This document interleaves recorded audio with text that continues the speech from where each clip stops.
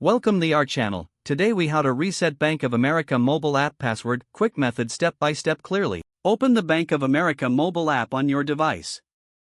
On the login screen, tap on the Forgot ID or Password link.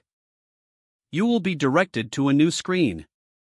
Select the option to reset your password. Enter your online ID and the last 4 digits of your social security number. Tap on Continue to proceed. You will receive a verification code via text or email.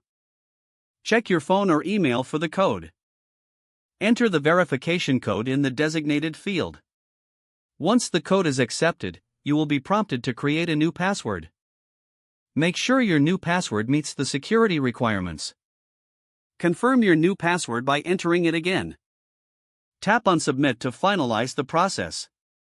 You should see a confirmation message indicating your password has been reset. Now, return to the login screen. Enter your online ID and the new password you just created. Tap on Login to access your account. You are now ready to use the Bank of America mobile app with your new password. If the page does not load, refresh the browser or try again in a private or incognito window. Make sure you are using the correct email address, then retype it carefully to avoid small typos. If your password is not accepted, use the reset option and create a new strong password you can remember.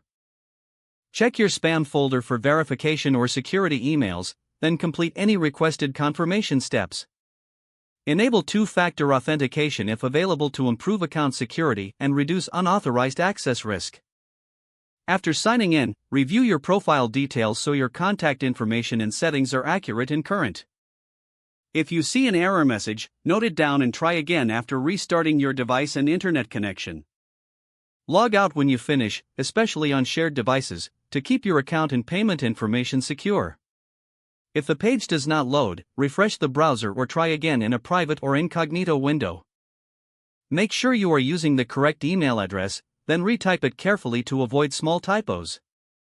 Don't forget to like this video and subscribe to our channel for more step-by-step tech guides.